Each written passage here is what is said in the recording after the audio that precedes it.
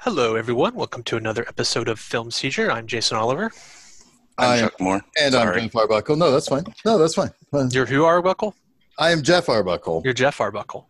Yes. Well, today, guess what, gentlemen? We have the Richard Pryor comedic vehicle, Superman 3.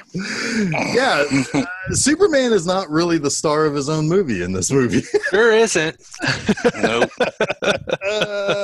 No, siree. I'd like to see that script of the Richard Pryor movie they wrote, and then we're like, you know what would be fun if we put Superman in this? Yeah, I almost introduced this like this was a Richard Pryor spec script that somebody found and said, hey, let's put Superman in this movie. Yeah.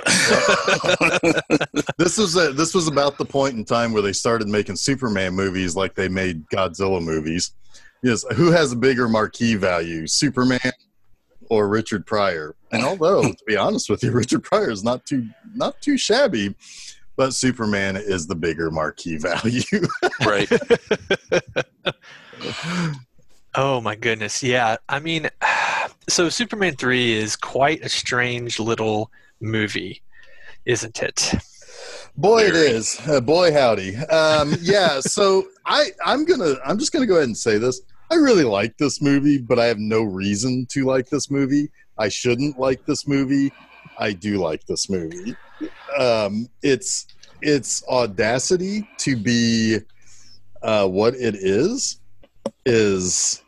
astonishing. I like this movie too. I don't necessarily like it as a Superman movie, but I think that's also what makes it so bizarre and fun is that Superman is in this movie.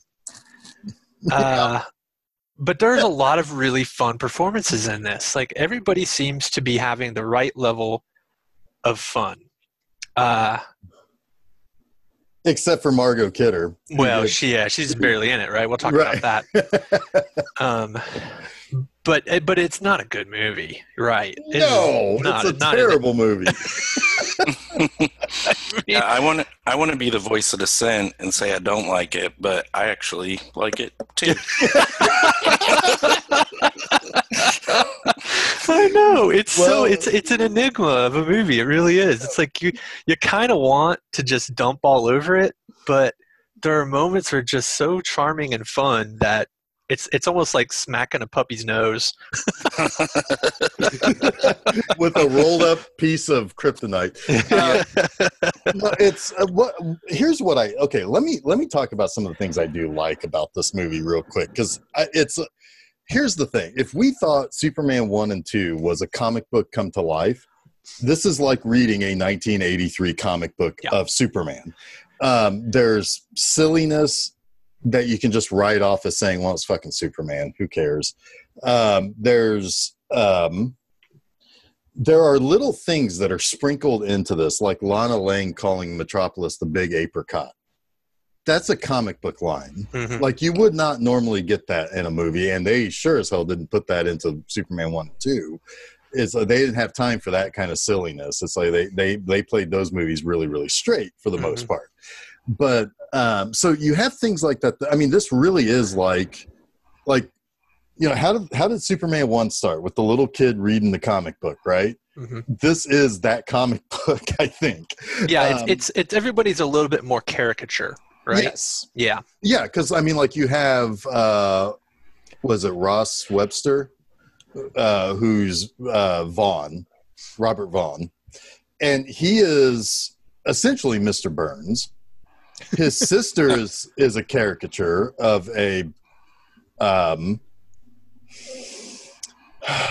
what's the term that I can use for that? She's mannish. Let's put it that way. She is.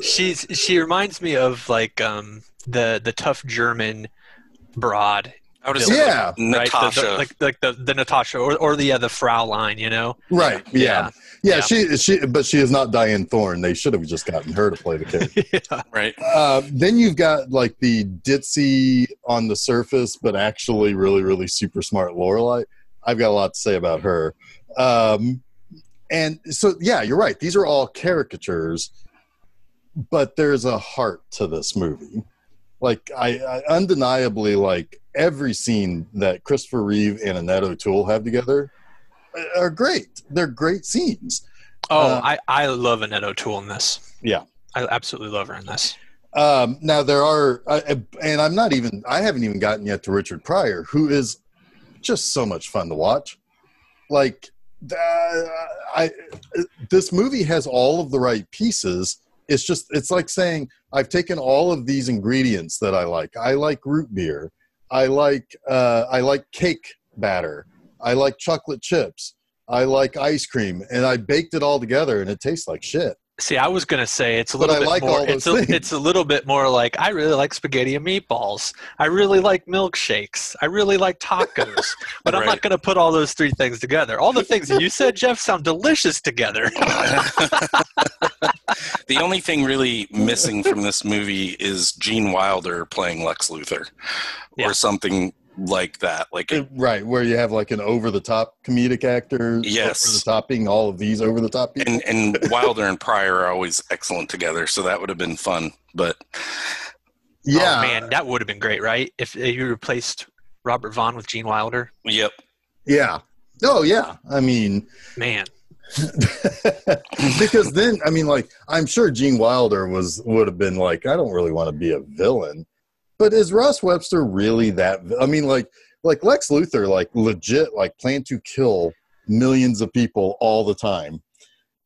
And in a future movie here that we're going to talk about before the end of this month, he plans on killing billions. But anyway, yeah.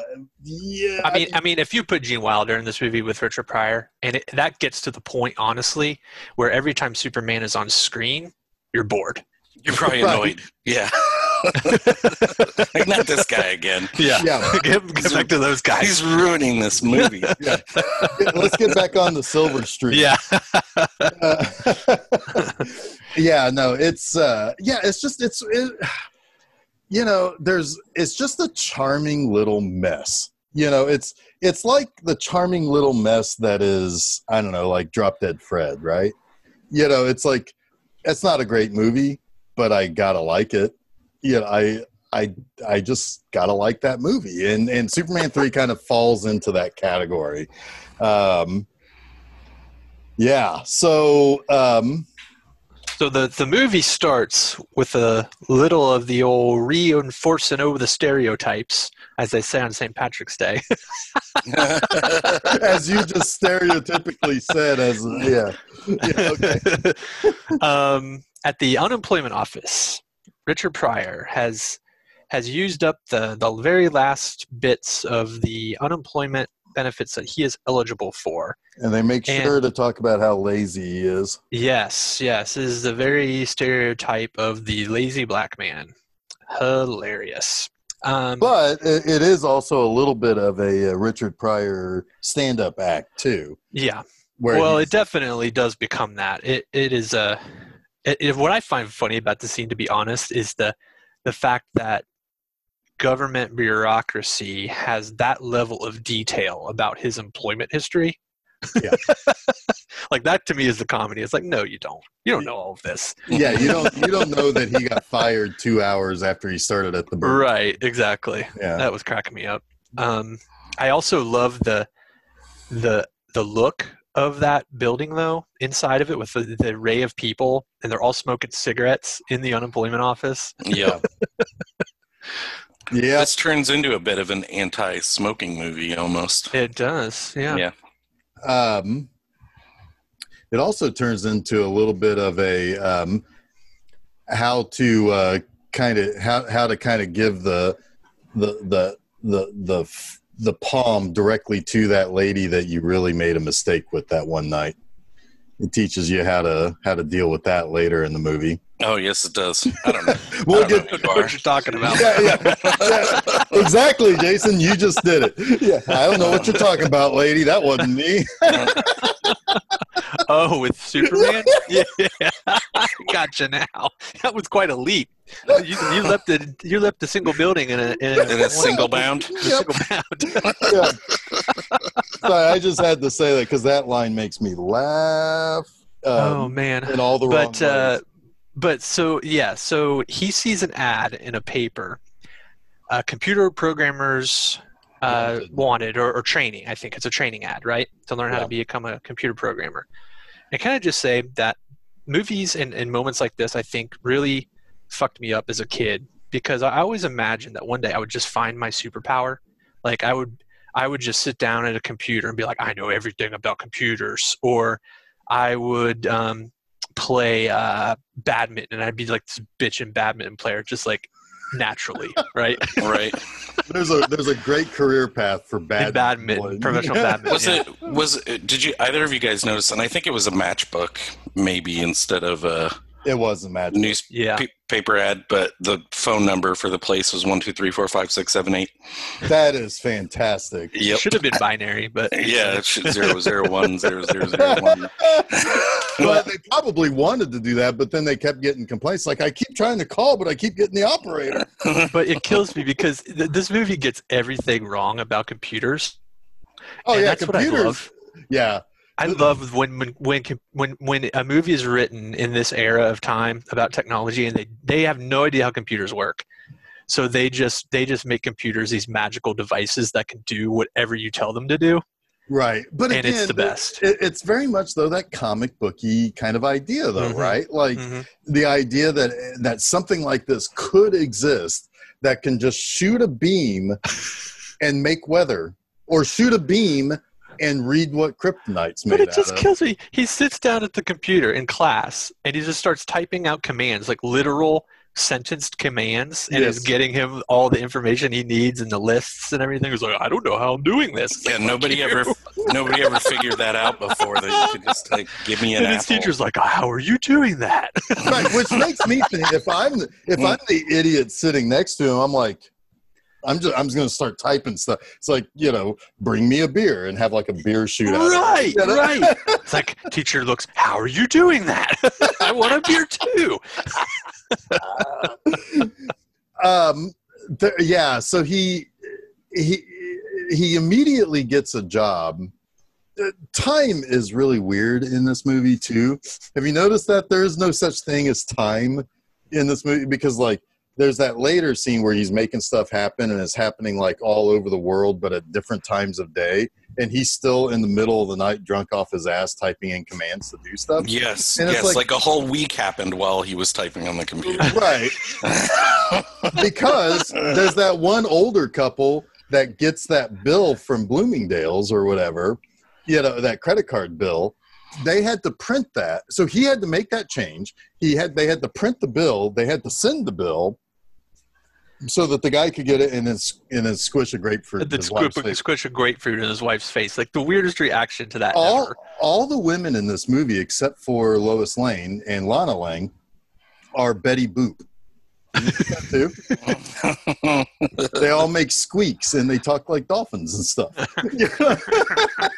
Except for Lorelai, she talks like a Jawa half the time. Well, yeah, okay, that's Jawa. That you brought that up. Yeah, that's more like what. But even that old guy's wife was like, oh, woo-hoo, and like making all these like weird noises. Like, is she sitting on a vibrator? What's going on here? But yeah, this movie is bonkers, man. It's just well. Then we still have. I think maybe at this point we've seen Christopher Reeve.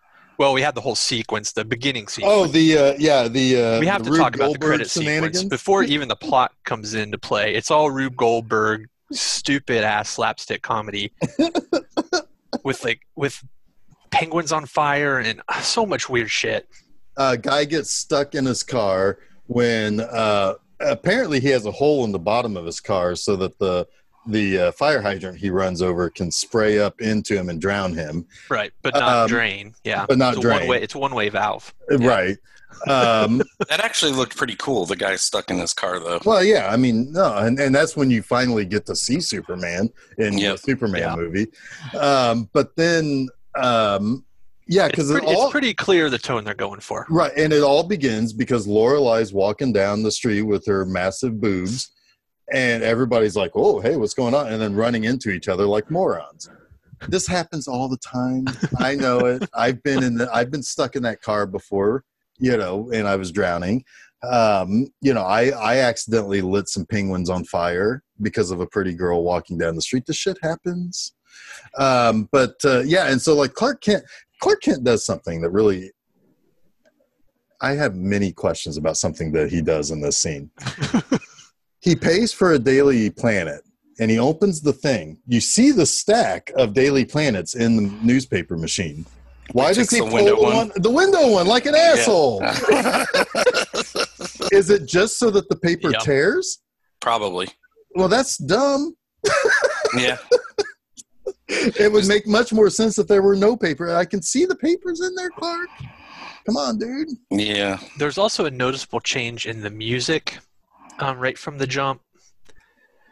It's very Looney Tunes sounding, very cartoony. It doesn't have that grand, epic sort of arc. Even when they say the John Williams music, even when they show the title, the Superman crest in the title, it's still very downplay. Like it's almost obligatory to rise, but then it drops right off from that. Yeah.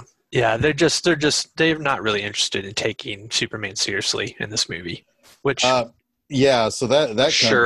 that comes straight from Richard Lester, though. Yeah, he's not a very big Superman fan. Yeah, and he kind of, even though he was friends with Richard Donner,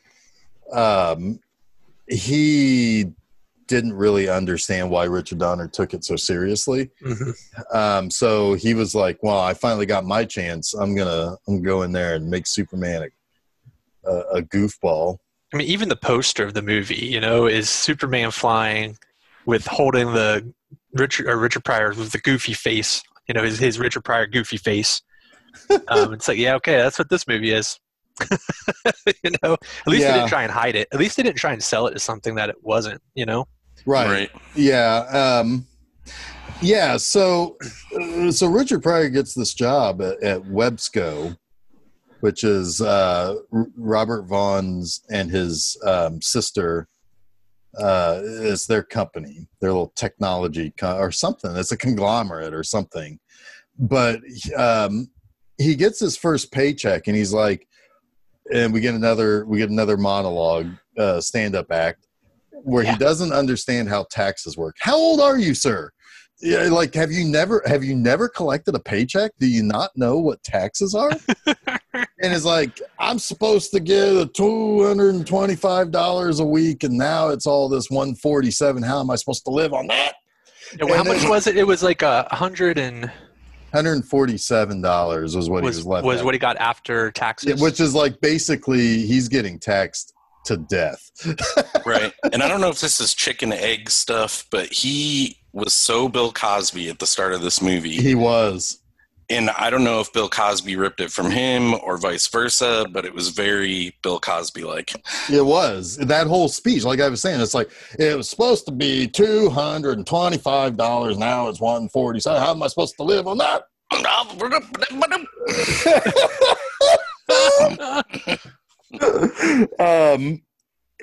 And it's like, dude, that's how taxes work. And then like it takes, and it's somebody not a else. lot of money, because even in inflation for 2020, that's like $350 a week. So, well, but it is a weekly paycheck. Was it weekly? Yeah, that's better, but still, that's still not a ton of money. It's enough to make you want to, fuck the system and steal a bunch of half cents. Oh yeah, it is. Yeah. So the guy next to him is like, hey, you know what's going on there though? It's like, he's the guy who reads QAnon.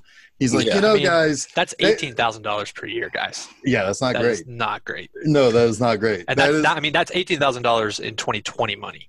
Right. And that would be like trying to live on $18,000 a year in New York City. Oof, that's not happening. That ain't happening. No.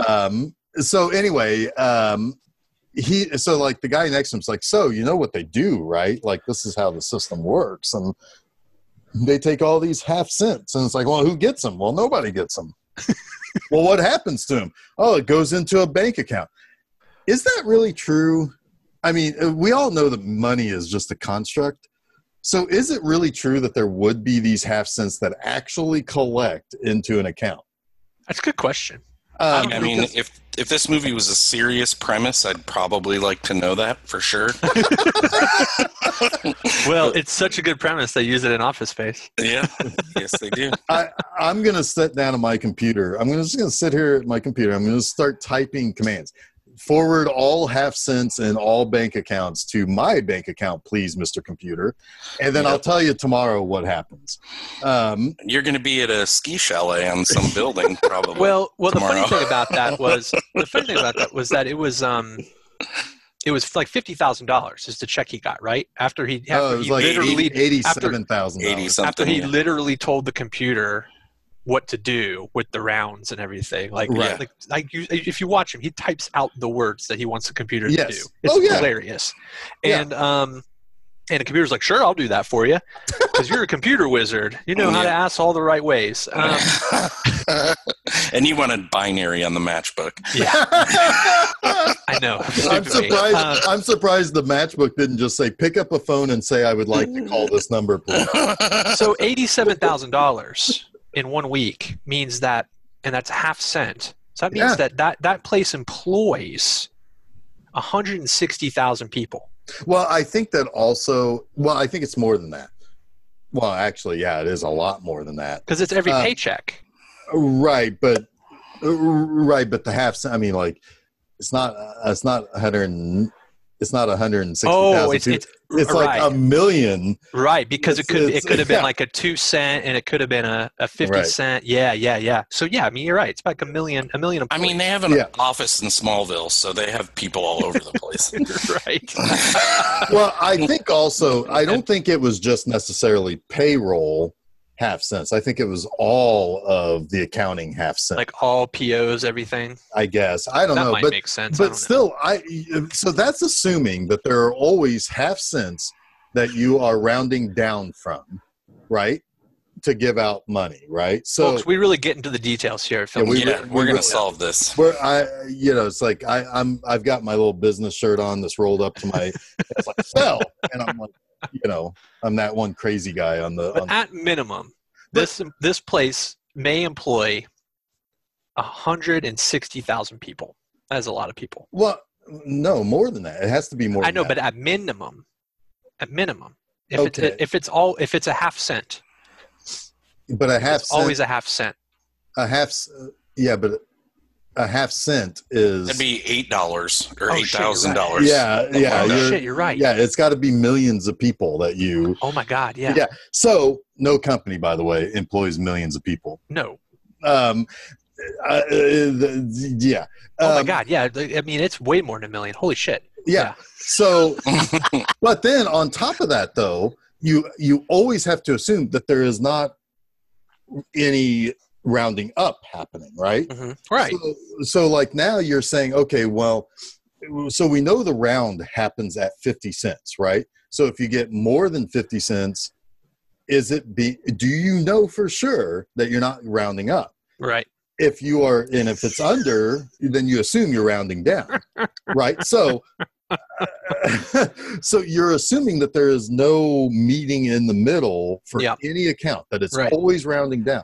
That seems, I don't know. I mean, I think it would be easier to tell the computer to make up new money than it would be to steal this money. The point I think I'm trying to make is $87,000 seems like way too much.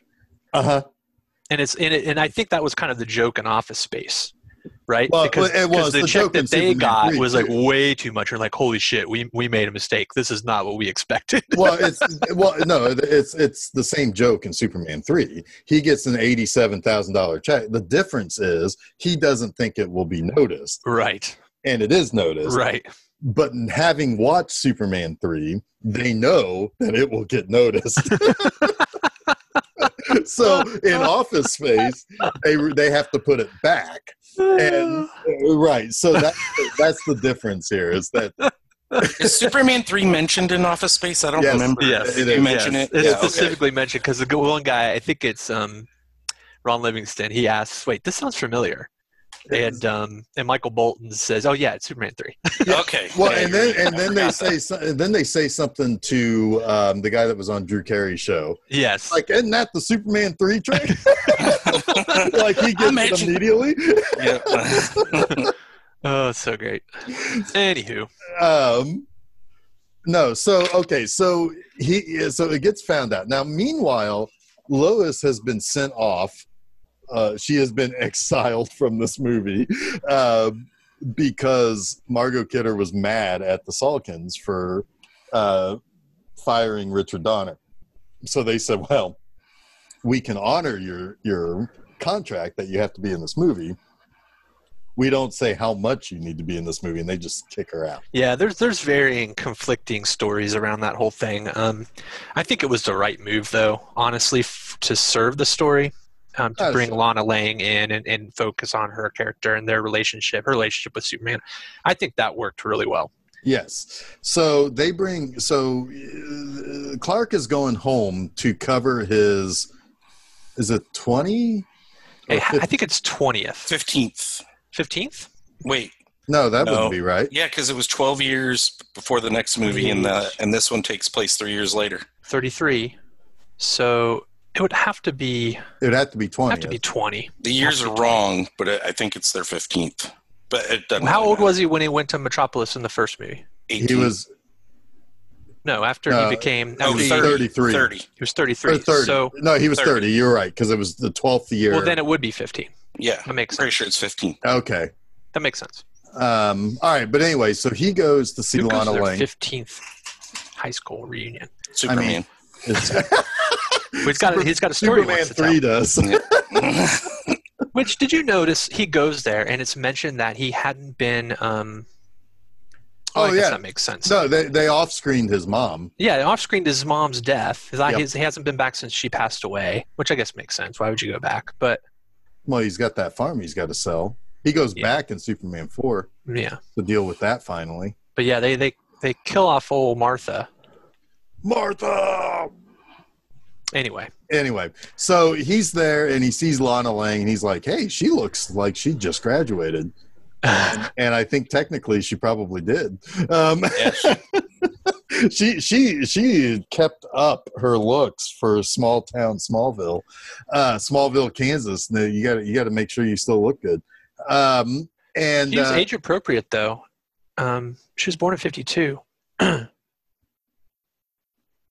she was about 35 when this movie came out. 34. No, really? Yeah, she was born in 1952.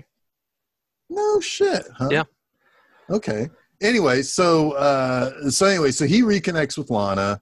He, he's being the nice guy. He's helping her out with all. She's running around like a chicken with her head cut off, doing the old thing. However, we're skipping a big part of this movie. Yeah, we're missing something important. Something really, really important, but one of my favorite scenes in any of these movies, and it's so stupid. It shouldn't be anywhere near one of my favorite scenes of the entire series. So Clark and Jimmy, they spared no expense getting them out to Smallville from Metropolis. Taking the bus.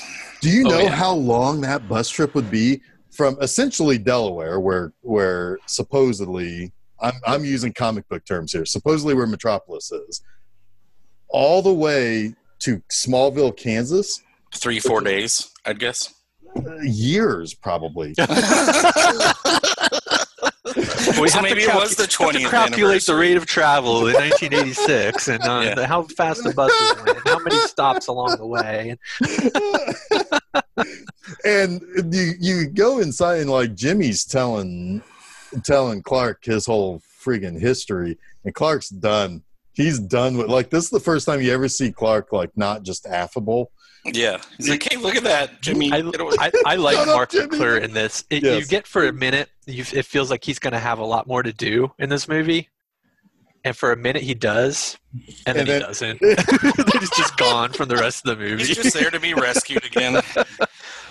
Yeah. So there's go ahead. He goes to Smallville with Clark, and there's the whole scene with the chemical plant or whatever that's on fire. and he gets rescued by Superman, and then he's not seen again in the movie. I don't think. Once more, he's sent home, and he's taking pictures of the people who are going to go to Columbia. Right. So there's something really hilarious, and I don't know what you were going to say about this scene, Jeff, but when Superman goes to save Jimmy after he falls off the crane and breaks his leg, they have this really hilarious slow shot of Superman walking through fire. And it's like, dude, Jimmy's about to die. The acid's about to explode and tear up the whole place, and you're slow walking through a fire. Yes. I don't know why he doesn't use his freeze breath to just cool off all those acid containers. Because he has to freeze a fucking lake and throw it at the building. That's way more It impressive. takes way longer, though. But it's way more impressive. No, if there's one thing we'll learn. But if there's one thing we always learn is that he always gets there in time. He always gets there? Well, yeah. But we all have to learn that if you're going to do a thing, you go for the most, you try to show off your tricks, because the computer will do that later too. Yeah, show off all of its tricks. The computer does it out of order, but Superman, he knows he will show up with, I believe the word is aplomb, and he will freeze that fucking lake, and he'll take the top layer of the lake off and create rain, which would not last very long. But Chuck's point was also that why didn't their hoses do the same thing? Yeah, I think Jeff might have mentioned that too. Or was that you, Jeff? Yeah. They've got fire hoses there. Water is water. But this is Superman water. Now Superman, so there's this fire, there's this plant on fire, right? And so the bus has to stop and wait. So that just adds more to the odyssey of this bus going from the East Coast to the middle of the country. This movie is the Odyssey.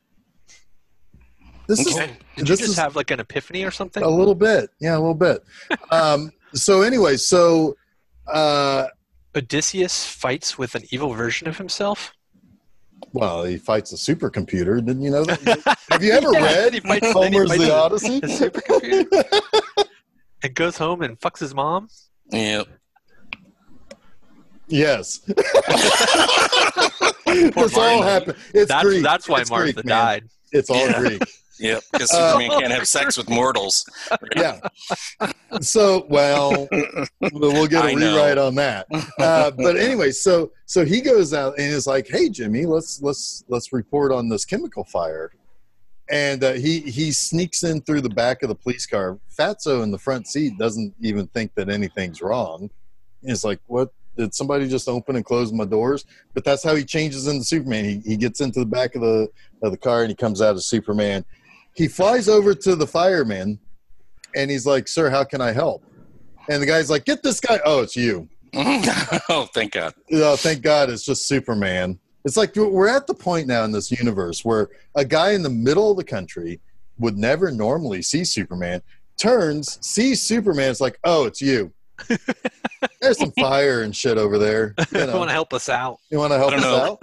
Look around, Superman. You could probably see what you need to do. Yeah. Smells like fire, huh? Okay. So this is when he goes in and he meets Scientist Man. And Scientist Man says, he's like, "I can't leave." And Superman's like, "Why? That seems weird." And he's like, "Well, you see these chemicals? They're all green right now, which means they're good. But if the temperature rises, I have to be here to see it turn red and then eat everything. Like, I think it's going to eat the whole world. There's so much of this chemical. What's this chemical for?" But anyway, I digress. And so Superman's like, "Oh, okay, well, I guess I got to help you keep the temperature down." What's Scientist Man going to do when the temperature gets too much? What's Panic. he gonna do? I don't know. Yeah. He's watching him like he thinks that the old wives' tale that a watch pot never boils, right? As long as I'm watching these chemicals. Well, it is the middle of nowhere, like in Kansas or something. So maybe, I don't know. Maybe he buys into that.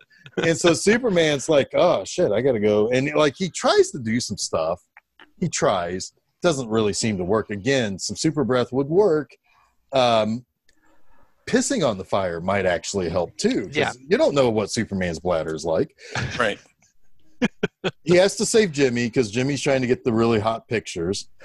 No pun intended. Real hot. Yeah. And he breaks his leg. And then he realizes, oh man, things are getting a little too hot in this place, so I'm going to go over to this lake. The fire hoses run out, and the guy calls up and he's like, "Hey man, I thought we had enough water. What's up with that?" He calls somebody to bitch them out about not having enough water. Because he'd clearly be doing that in that moment. Right. Not panicking. Right. So Superman's like, well, there's a lake like 5 miles that way. He's like, oh, okay, I'll go over there and check that out. And that's when he freezes the top. I love this. He freezes the top layer of it, and he picks it up like it's like that's how anything would work ever. Right. And then breaks more laws of science and nature and takes it over to the fire and just lets it go so it turns into rain, a never-ending rainstorm, and puts out the fire, turns all of the chemicals back to green. I'm glad that the chemicals themselves have green and red so you can tell them apart when it's good and bad. But so there's that. Meanwhile, that's when Richard Pryor is getting all of the monies and like ripping off Websco. Yes. And getting found out. Yes. They find out the very next day. So again, a whole nother week has passed. What is time? There is no time.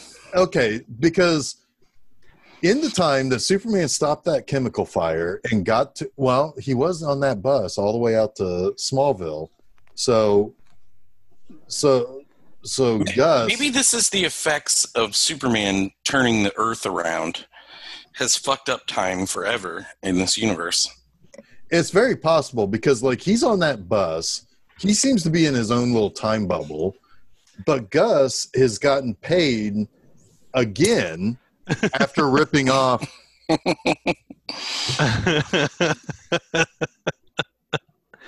right, guys. So let's get to the crux now of the villainy of this movie, right? Okay. So it's found out that Gus is the guy who is stealing the money because he makes it very obvious because he buys a Ferrari and drives it into the parking lot. Was it a Ferrari or a Fiero? I don't know if they had a budget for a Ferrari. I think it was a Ferrari, but okay. I'm pretty sure. But Robert Vaughn, who's he playing this? Ross Webster. Ross Webster. Wow, that's such an iconic villain name. Mm-hmm. Him and his lackeys, they decide that they're going to use Gus to help them reprogram a weather monitoring satellite, because if this is just an old adage of technology, that if a thing that monitors weather can also be changed to make the weather. Yes. That's just inherent in all monitoring devices. Mm-hmm. That which it monitors, it can create. Yes. So that's what they're going to do. Robert Vaughn sounds like a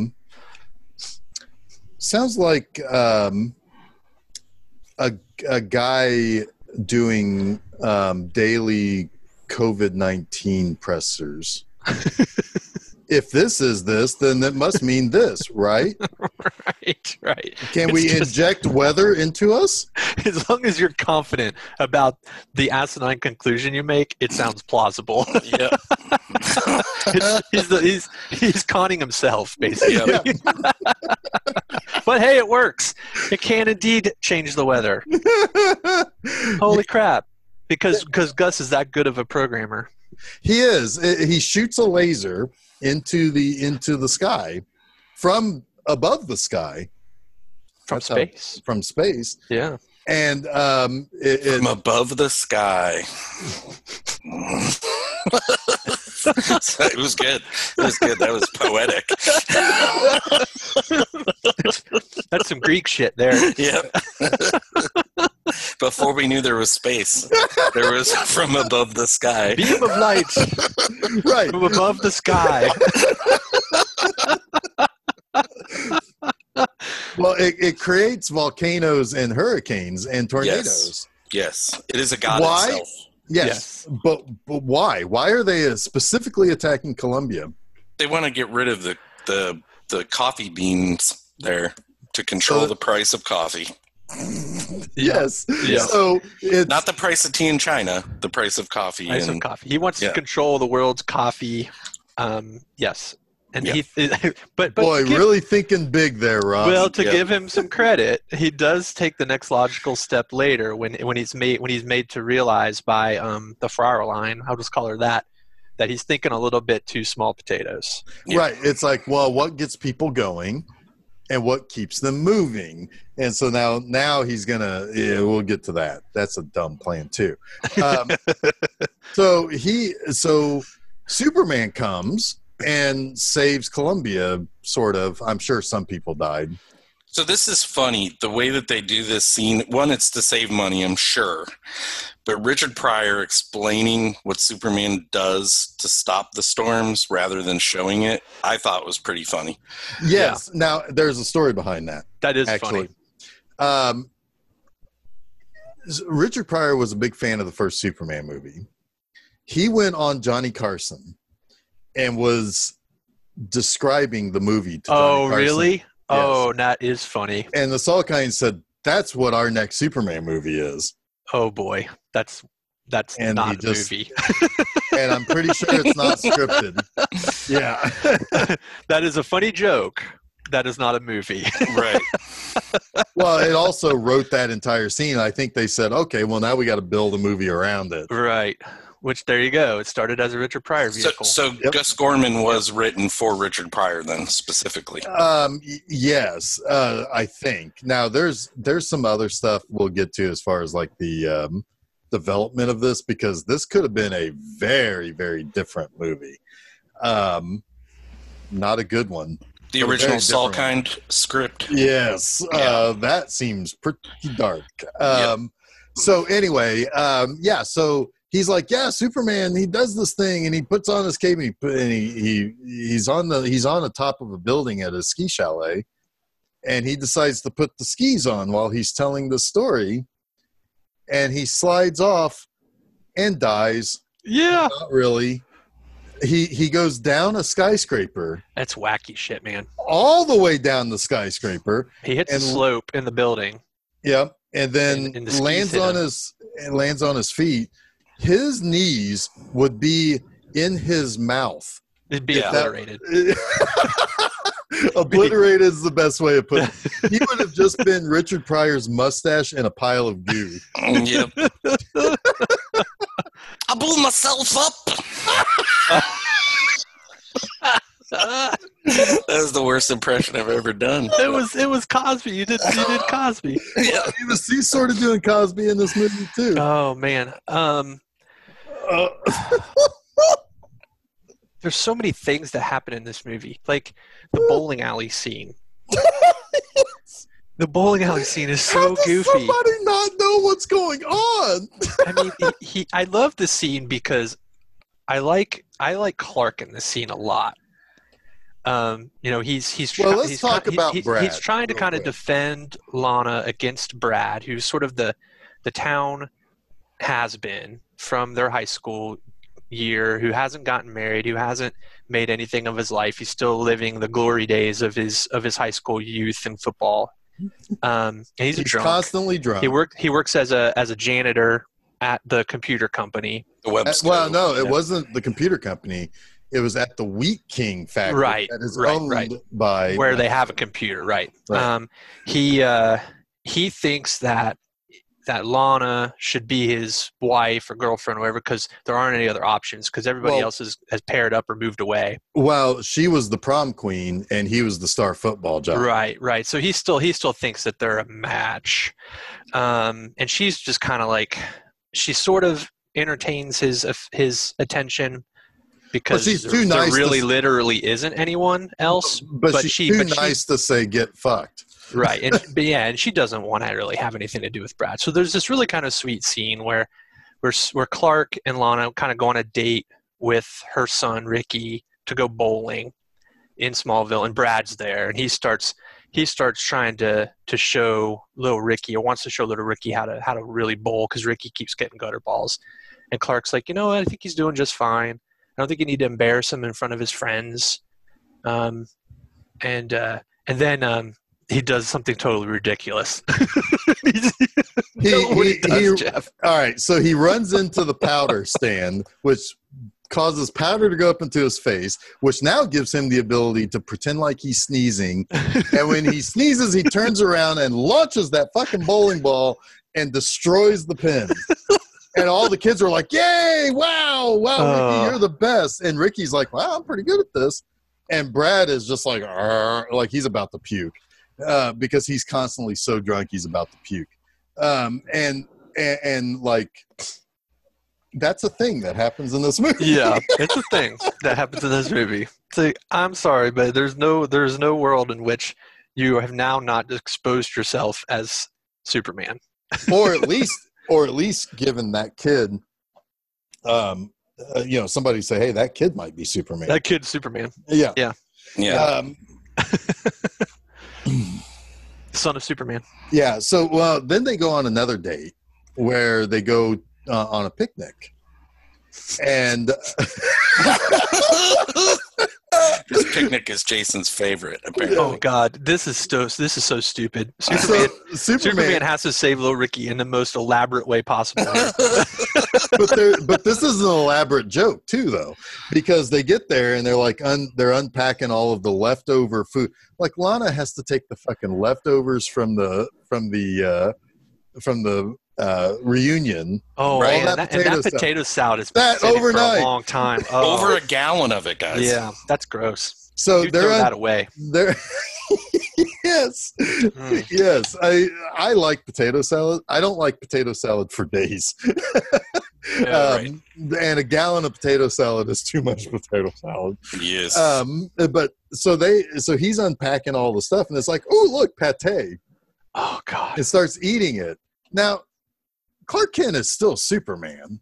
He should be able to suss out that this isn't human food. He's like, well everything looked the same, though. Everything they're all looked terrible. Yeah, everything was in the same just different colors, the same consistency. Yeah, they all look like not Jello, but yeah. Paste. Oh, you know what they look like? They all look like that. What's the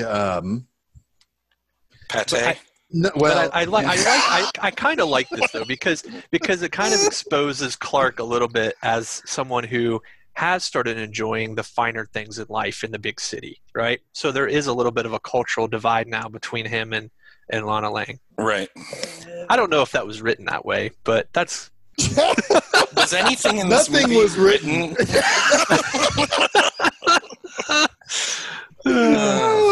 So and she's like, oh, that's Buster's dog food, Clark.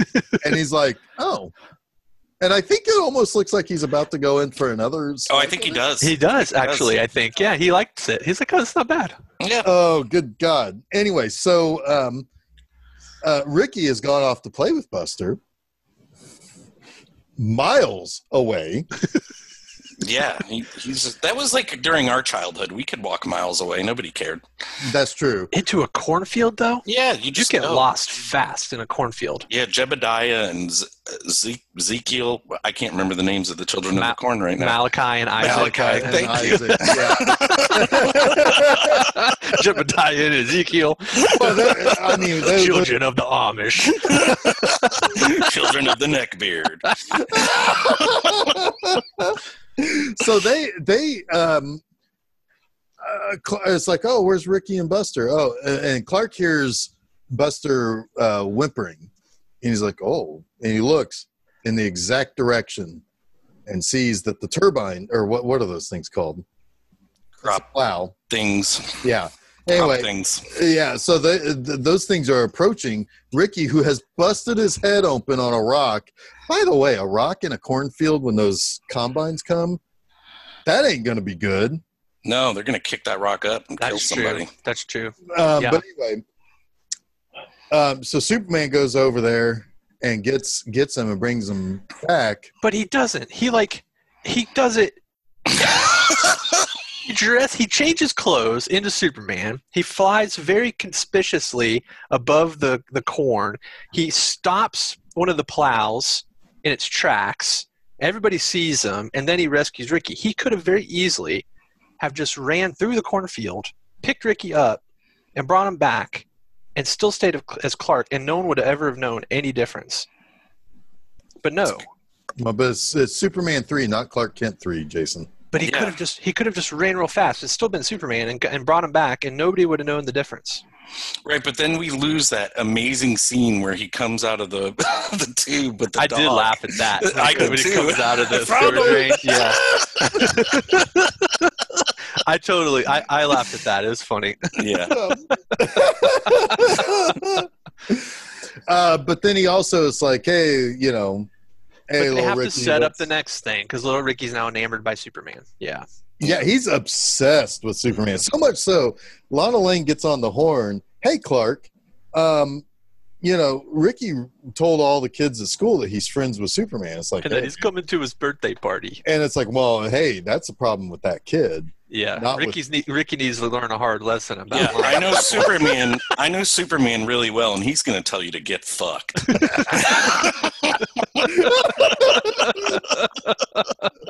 So he sends. So he's like, oh, I know Superman. I'll talk to him. Hey, little Ricky, it's a good thing your mom's hot. Yeah. Yep.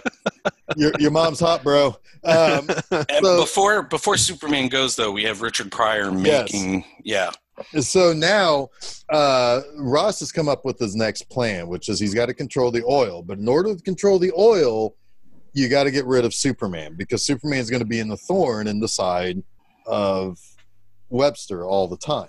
Right. And this time I'm not talking about Ross Webster. I'm talking about Little Webster. Yes. From the TV show. Yes. In his secret passages. And so he says, okay, so Gus, we got to get rid of Superman. Your job is to kill Superman. Okay. Kryptonite does this. And they're like, Kryptonite? It's like, yeah, haven't you read the fucking newspaper, you idiots? Yeah, Lorelai mentions it. Yes. Yeah. And yeah, because the two dumb people, Richard Pryor and Lorelai, are like, yeah, like we know about Superman because we read the lifestyle section of the newspaper. And because Vera knows nothing about Superman, and Ross is a moron. Let's just throw that out there right now. Robert Vaughn in this movie is a moron. Yeah, he is. He is dumb. He has two of my favorite lines in this movie, though. Well, one of my favorites is coming up. Yeah. Yeah, I think you know what I'm getting at when this fails. So again, position the satellite to point out in the space whereabouts Krypton would have been, shoot a beam, and get instant results because that's how space works. Yep. And there's an unknown element that is in kryptonite because Nodoi, it's an alien thing. So he is trying to figure out, it's like, well, what could be unknown? It's only like 0.5%. And he's smoking his cigarettes and he looks on the side where it says it contains tar or something. It's like, tar. Yep. Sure. Throw tar in there. Yeah. And a lady brings out the next day, here's that compound you're. Where do they work? What is this place? Yeah. What is life? Yeah, I was trying to figure this out because it's I think he's just trying to define the undefined so that they know what to bring him when he requests it, right? But who's bringing him what? Right, but exactly. Like, where's it coming from? Like, how did he get it? Where is it stored? It's totally ridiculous. It's brought out to him on a tray on top of dot matrix paper. Yeah. So did the dot matrix printer create this? This is when they first invented 3D printing. This during Superman 3. Real quick, I want to make sure we don't get too far ahead of this because we've missed it. When little Ricky does ask for Superman's autograph, Clark does say one of my favorite things in this movie, and he kind of says it to himself a little bit, but he says, if I had a nickel for every time some kid wants Superman's autograph. Yeah, they cut away while he's saying It's perfect. It's perfect. The way it's cut, the way he delivers it, it's all perfection. I laughed so hard. Yeah, it's funny. If I had a nickel. So now he's got this green rock thing. Now, this is a mistake in the movie. The movie thinks that the people watching are too stupid to realize that this is meant to be kryptonite. But Superman shouldn't be this dumb. When Richard Pryor shows up as General Patton to thank him for doing something, and he's going to lay this hunk of rock on him, Superman should look at that and immediately say, no thanks. Nope. It should have been red. Yeah. It should have been a different color. But I'll give this movie a little bit of credit. I think he would immediately know it as kryptonite if it had the same effect that he knows kryptonite has on him. Doesn't matter. Should have been red. Red kryptonite makes Superman do what happens in this movie. But fair. That is the movie not knowing it's Superman. Right. And or thinking we're too dumb not to put two and two together. Right. That's fair.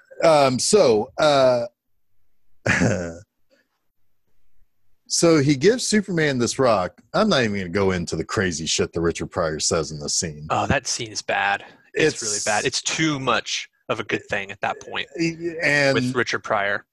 And even Christopher Reeve is like, huh? What's going on here? Like, it's almost like he didn't get these pages of the script until after they filmed the scene. Well, you know what it reminds me of, Jeff? It reminds me of the scene with Dennis Leary in Demolition Man. Oh, no.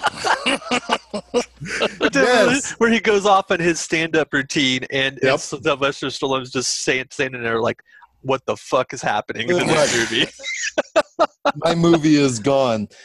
So he gives him this rock, and he leaves. And he calls up. Here goes my line that I like. Yeah, love it. He calls up. I say Richard Leary. I meant Dennis Leary. No, you said Dennis. You got it right. Okay, you got it. Right. He called him up and he said, "Hey, Mr. Webster, I laid that rock on him. You know, I kind of felt bad because it seemed so nice and everything, but didn't do anything." To which Robert Vaughn responds, something to the effect of, he says, "I give you one simple task of killing Superman, and you couldn't even do that." How was he going to do that? Holy crap. One simple task. One simple task. Just kill Superman. It's a good line.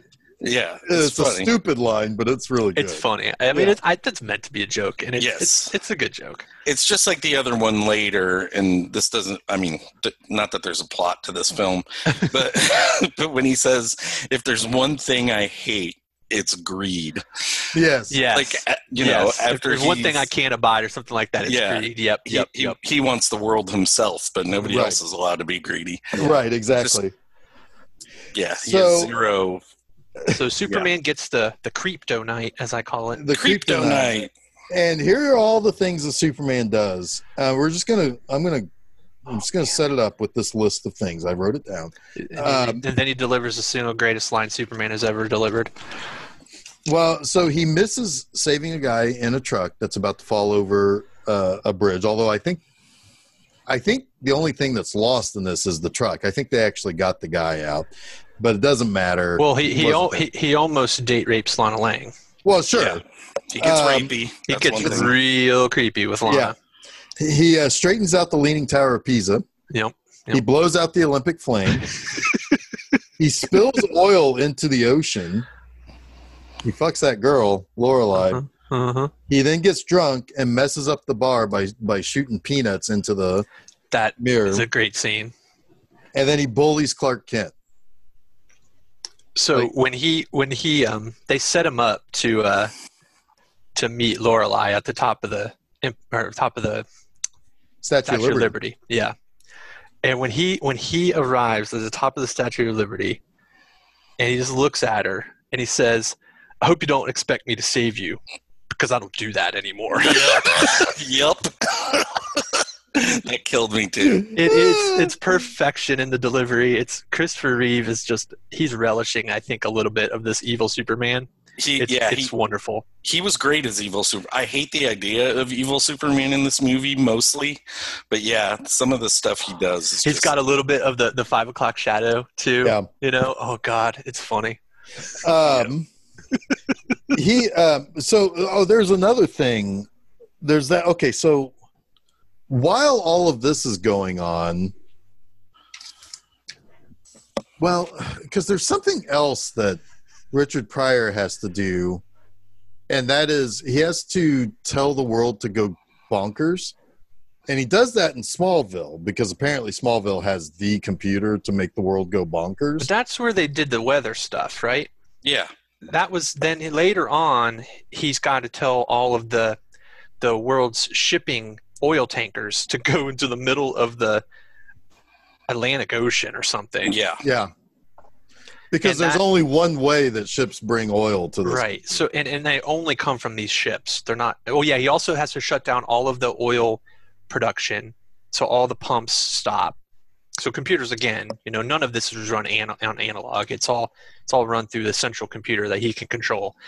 And he shuts down all of the oil pumps, all the oil production, puts all the oil tankers in the middle of the Atlantic Ocean, except for one tanker, which I think is analog. Yeah. Or it's just ignoring the order. It's ignoring the order. The guy, right? We're going. But all of these other people are apparently morons, and they're all just going to, yeah, this sounds like a reasonable thing. Yeah, we're going to do this. There's something funny that comes from this because we skipped by it a little bit. When Superman has sex with Lorelei, right as he's about to do it with her, they cut away to the oil rigs, which in most movies or comedies, or so you'd see a missile launching or the oil rigs like going into the ground, whatever, but they're all stopped. Right. I was like, that is clever. Yeah. It's really funny. Superman's going to have sex with her, and then they'll show this, but nothing's moving. It's just funny. He has the sex with Lorelei is going to be rough. He grabs her by the back of the head. She loved it, though, obviously. Well, she can't walk ever again. Right. Do you see her walk normally for the rest of this movie? No. No, you don't. But she's pretty much in love with Superman at this point. Like, well, yeah, it's the rest of the movie. That super dick. Yep. But God, there's so much in this fucking movie. But yeah, we haven't even talked about Richard Pryor and Brad getting drunk. Oh my God, yeah. He's got a big foam 10-gallon hat. Oh my God, that scene is so dumb. But the way Richard Pryor acts drunk, hopefully before that he's acting like, I want to say a white guy. I don't know if this is wrong. He's acting like a white guy when he goes in. And that's very Bill Cosby again, acting kind of. And that just cracked me up. And when he's drunk, he's like, you don't ever pass out, do you?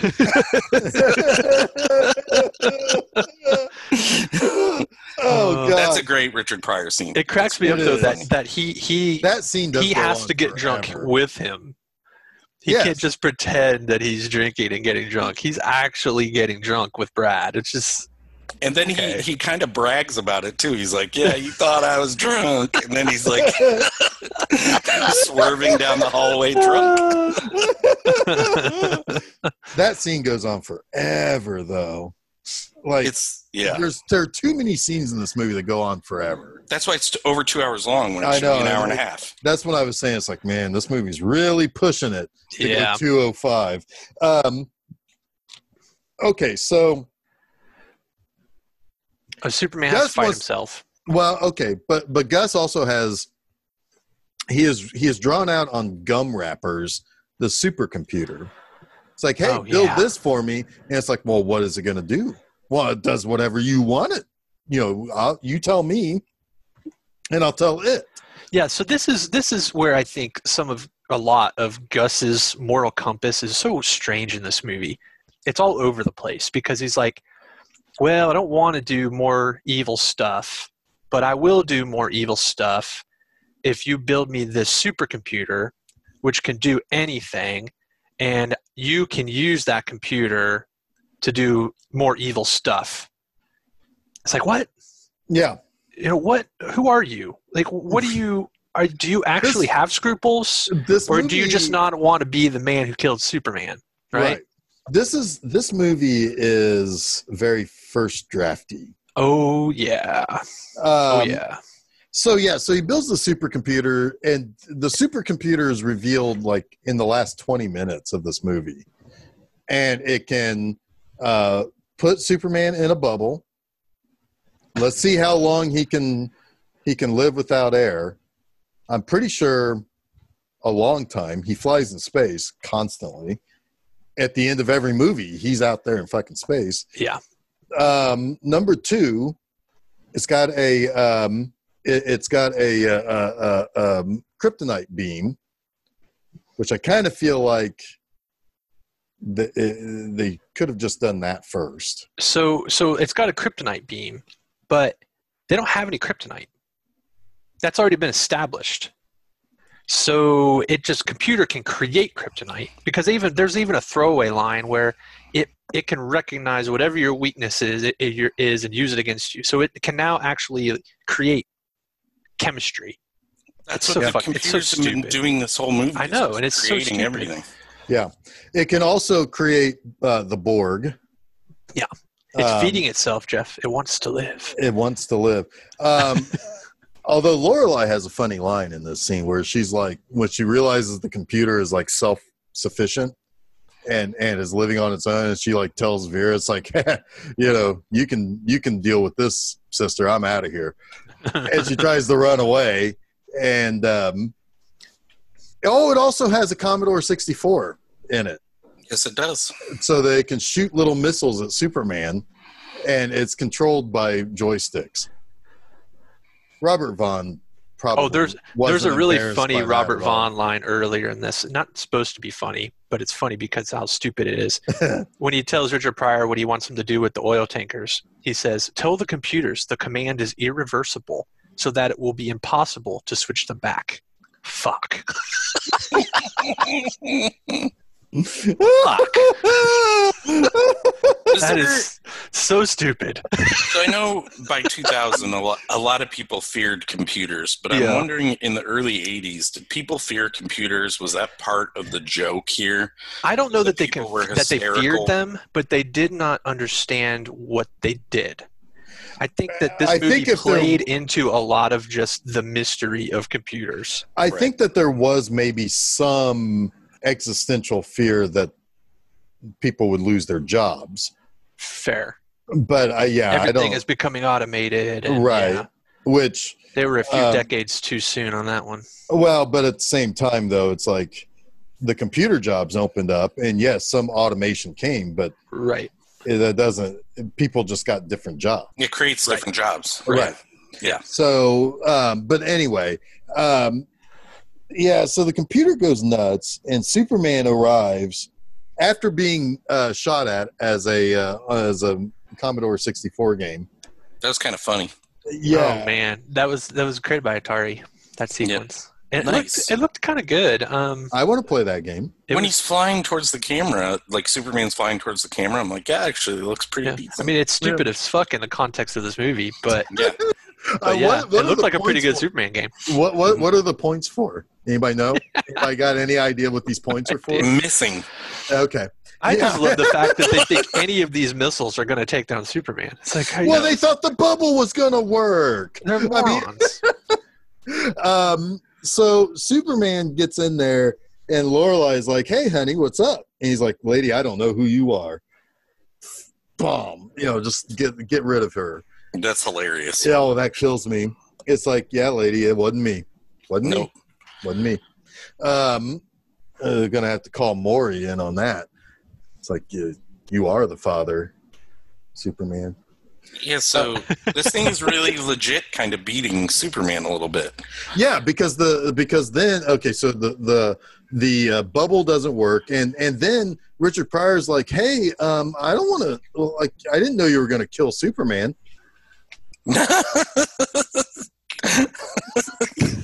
We created some bullshit kryptonite, but okay, so I think there's a difference between playing into Webster's idea of killing Superman and then realizing it's actually possible. Okay, well, and I think that's when he had his moment of, wait a minute, I didn't think any of this would actually work. It's okay. All right, sure. So I don't know. So then, so now the kryptonite beam, and it's like, oh, I don't like this. I don't want to do this. So he goes down, and there's one screw that controls all the power in the place. And he unscrews it, and then he swallows it. And then the computer's like, fuck you, I'm alive. And it comes back to life. And so now he's got to use the axe to stop the beam. Now Superman decides to leave because he's like, hey, there was that chemical thing. Let's go get that chemical thing. Mm-hmm. And meanwhile, everybody's trying to escape, and Vera gets sucked in and turned into a robot. Now, my question is here. Do you think Vera died, or do you think she got better from that? I don't know, but her wig was terrible. Well, it was all the she stuck her finger in a light socket. I could not stop laughing at the look of that. Like, it looked like a breakdancing robot. Well, when I was, it kind of looked like one of the Bill and Ted robots. Yes, from Bogus Journey. Yes. Yeah. When I was 6 years old, though, that was scary. So then Superman comes back with the chemical stuff, and the computer analyzes it. It's like, oh, this stuff's safe, and Superman now has to get choked by wires. Yeah, and it's at that point that the chemical decides it's no longer cool.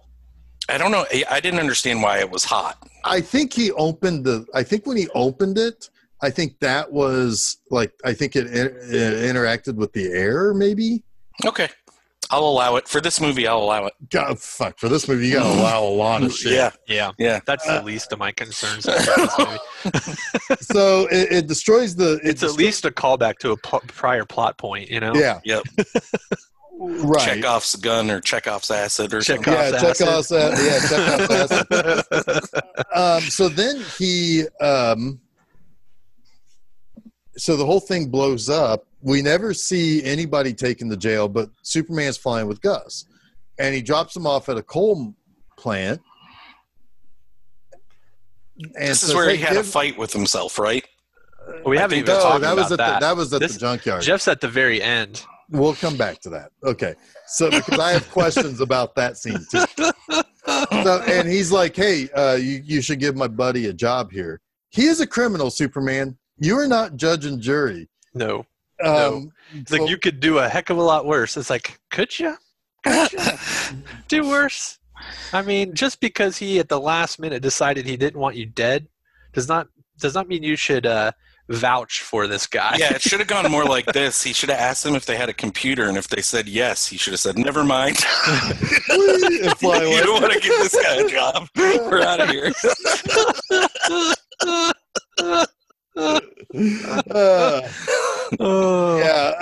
So then he gets a piece of coal, he crushes it up to make a diamond because Lana Lang had to pawn her diamond to make ends meet. Whose diamond was it? Like, how did she get that? Was it her grandmother's diamond or something?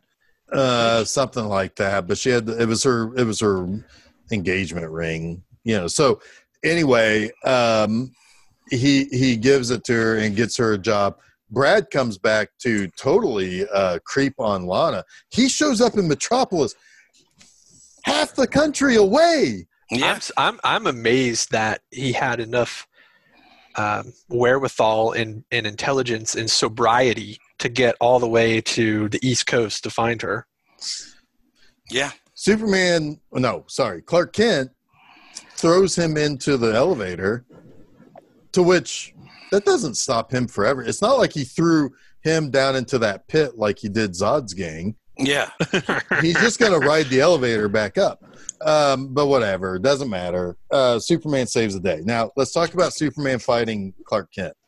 Do you think that's real? Do you think he literally fought himself, Or do you think that was all figurative thing and we just got? I think it was internal and it was on the outside to make it a show for the audience. I agree. Yeah. Well, I like. But that knowing this now. movie, maybe it is right. Yeah. But I don't think that was literal because even, well, I mean, I don't know. They had Clark win and then Superman vaporized, but I think it was internal. Okay. Well, at one point he says, "You always wanted to fly, Kent. Now's your chance." Clark Kent can't fly. He's always been able to fly. Yeah, that's a dumb line. It's silly. That's why I think it's like two versions of his subconscious, right? You know, it's the characters that he plays in his mind. I like the and Clark Kent probably does want to fly. Like when he has to be Clark Kent, he's got to be a neutered version of himself. He can't fly as Clark Kent, or everyone will know who he is. Right. Yeah. Yeah. Well. Okay. Well, I do like when I think it's a silly scene because it goes on too long, like way too long. Yeah. Yeah, because it becomes sort of absurd. He gets squished by the magnet. He gets thrown into a car crusher, and then he gets put through the whatever that slicing thing that he busts out. And then your favorite part. What's that? This movie is obsessed with acid. He gets thrown into acid. He does. Yeah. So, like, why is there just a pit of acid out in the open at the junkyard? That seems not cool. I can't say for sure if junkyards have hydrochloric acid on hand or not, but they don't just leave a pit of it just sitting. That sure does feed the sort of gangster trope, you know, of you go to the junkyard to get rid of the dead body, you know? Yeah. I did like the scene where Superman pounds Clark Kent into the ground. Mm-hmm. I'm glad you finished that sentence. Because I was like, what Superman 3 did you watch? Yeah. The oil rigs were certainly going on when he pounded Clark Kent. Well, and also I like when Clark Kent's like tossing those tires. It's like, and it's like Superman just stands there and takes it. It's like, whatever. He can't move. He's like, I'm stuck. Oh boy. Yeah. So Superman just had a bad day. And what does Superman do at the end? He fixes the leaning tower of Pisa, but he also puts the oil back into the ship that didn't obey the computer's control. He uses his heat vision to repair the ship. Yeah, that's a bad idea. Oil is really inflammable. I was thinking the same thing. How did he not blow the thing up? Yeah, I don't think that separating oil from water is a power that Superman has in my knowledge of him. Oh, he does. He does. Right up there with canon. Canon. Yeah, that's the earliest power. I mean, he established that in Action Comics 3. Yeah. Exactly. Well, he it's just like throwing the S. You know, the cellophane S. You know, it's fine. Sure. I want to bring up a running joke at this point, if I can. Okay. Yeah. It's kind of a running joke. In the beginning of the movie, the owner of the newspaper, I can't remember his name, the guy who runs Perry White is pulling lotto balls. Yes. Yeah, which in and of itself, the scene is okay. But the reason he's doing it is so someone can win a trip to Guatemala. Colombia. Right? Colombia, thank you. And those people that win it have their wedding in Colombia, which is ruined by... They didn't have a wedding. They went and watched a native's wedding. Whatever they were doing. Oh, look, a native wedding. Yeah, whatever they were doing there. Sorry. They proceed to crash. But they come back at some point, and Perry White, they're complaining, like, he's like, this isn't our fault. It was an act of God. Right. And the lady goes, in a church? It just freaking killed me. Well, legal precedent at that point, I guess. Act of God in a church? No way. Yeah. But then they call back to this when Clark Kent is back at the Daily Planet with the computer that does the lotto. Sorry, I don't know if we got there yet, but go ahead. No, that's fine because he's like, oh, I've had enough of this, and of course the computer goes nuts. Yeah, Lana Lang's got a job now, and so she tells Lois that it's like she's got this gigantic ring, and Clark gave it to her, and like Clark's like, ladies, I want you to mud wrestle for my affection. And that storyline goes nowhere in our next episode. Right. Yeah, that goes nowhere. I want to talk. Chuck, you were saying something, but we lost you there. Oh, yeah, sorry. I said nothing goes anywhere in our next episode. It goes to hell. I'll tell you that right now. Well, yeah. I do want to talk about Pamela Stevenson real quick. She played Lorelai. She was born in New Zealand, but married Billy Connolly, the comedian Billy Connolly, in 1989. It's amazing. In 1989. Yeah. Before this movie came out, there's a picture of her with Peter Davison, who is the fifth Doctor on Doctor Who. I don't know if they were together for a little while or whatever, but she is actually a licensed psychologist in Beverly Hills. One of her patients was Carrie Fisher. But she's actually very highly regarded. She's written a lot of books about psychology. She's mostly deals with like sexual psychology, which makes perfect sense because she is just, she's the blonde hotness for this movie or whatever. The blonde hotness. And tune in next week for Margot Kidder's turn as Carrie Fisher. As Lois Lane. Oh man, yeah, things are starting to get a little dicey with that there, but yeah. So no, Pamela Stevenson. There's all sorts of interesting. So like, and she's still with Billy Connolly today. Like whenever he was given some sort of award or like some sort of lifetime achievement, like big time comedy lifetime achievement, and she was the one who presented it to him and everything. So yeah, it was. And she still does like some she does some like musical, like I don't think she still acts, but like she is still like involved with musicals and with TV shows and being like a presenter and stuff like that. But she's mostly known as a psychologist, which is interesting because she's playing a complete and total dingbat in this. But if you go to her IMDb page, she has the very best picture. I have no idea what that's all about, but holy shit, it is insane. Yeah, she's the ironed frizzy hair and the glasses and all. Like, yeah, she's got like bangs that are up. She's got like straight. Oh, it's crazy. Oh man, she's a lady because Billy Connolly is a sir. Yeah. Huh.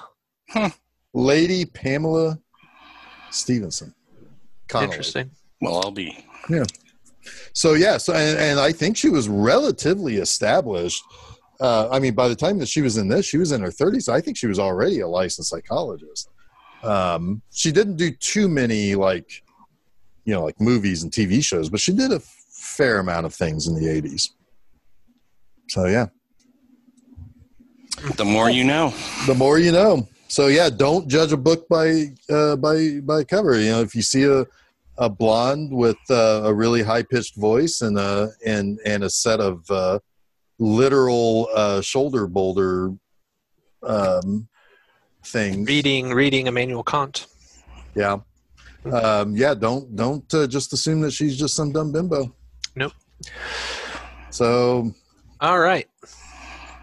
Superman 3. In the books. It's fun, man. It's a fun movie. It's stupid. It's stupid. But I will watch this movie again. I think it'll be a long, long time, and there'll have to be a good reason for me to revisit 4, which we'll talk about next week. But 3 is kind of fun. 3 is just a cartoon come to life.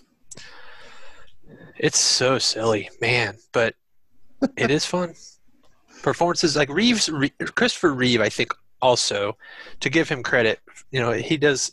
The movie gets stolen a little bit by Richard Pryor, but Christopher Reeve, to give him credit, I think does appear to be having fun in this. But I think he was a little bit disillusioned by the tone of the film as well. Is that correct, Jeff? Yeah, I think so. And he wouldn't come back for 4 unless he had a little bit of creative control, which there's your teaser for next week. So, so real quick, the other movie that this could have been So Ilya Salkind wrote a treatment that included Brainiac, Mr. Mitsopitalik. Yeah, I can never pronounce that guy's name. Yeah. And Supergirl. And Warner Brothers didn't like it. I wonder why. Because Mr. Mitsopitalik was going to be, he was not like his comic book kind of goofy, impish character. He was like actually like a really, really bad, kind of almost demonic. They wanted Dudley Moore to play that, I guess. I guess that works. That does kind of work, actually. That does work. Yeah. Brainiac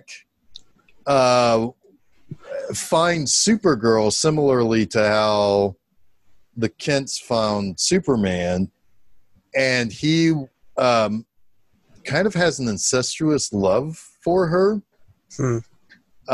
And he wants her to kill Superman, but she falls in love with Superman, who is supposed to be her cousin. Right. And that is weird and kind of icky. And that is weird. This movie, I'm fine with this movie. So it would have been Superman 3, The Incest for a Piece. Mm-hmm. Oh, jeez. that kind of plays a little bit into where they took Superman in the 90s with Supergirl being Lex Luthor's girlfriend. Oh God, that wasn't even Supergirl though. That was just an amorphous movie. Right. It wasn't the real Supergirl, right? But we didn't necessarily know that. That's one of my favorite comic panels of all time. Bloosh. Just look. Okay, anybody who's curious, just look up Doomsday punches Supergirl. Yes. Oh my God. Bloosh. Anyway, she was just some sort of amorphous blob of goo or something. I don't know. Anyway, that movie wouldn't have been very good. I think it would have been too dark. So, anyway, Superman. We got what we got, and we're talking about Superman 4 next week, which is another. We got what we got. Yeah. So, Anyway. Sure. So, yeah. Chuck, where can you find our things and stuffs? They come from above the sky directly to your computer from satellite, which is kind of true. Yeah, you can listen to them on SoundCloud, Spotify, pretty much any place you can find a podcast. Yeah, tune in, Google Podcasts, Apple Podcasts. Go to filmseizure.com. When someone on the street says, "Hey, dude, I heard you have a podcast. Where can I see it?" I tell them, go to filmseizure.com, and that's where they'll find it. Yep. Yeah, that's where you can find everything there. There's links to all the places there, I think. The internet's pretty crazy. Yeah. Yeah. I know, and we can control weather through filmseizure.com. There's this thing now called Google where you type stuff in and it does what you tell it to do. Yes. Yes, indeed. That was an observation I had. That I thought like the early idea of computers really turned into internet browsers. Yes. Right? Yeah. Because I can't tell you how many different variations of that plot that we're trying to track down of that movie I typed into Google. Yep. Yeah. So, okay, next week, 1987 Superman 4, The Quest for Peace. And I'm looking forward to it. I hope you guys are too. So in the meantime, my name is Jeff Arbuckle. I'm Chuck Moore. I'm Jason Oliver, and you have been listening to Film Seizure.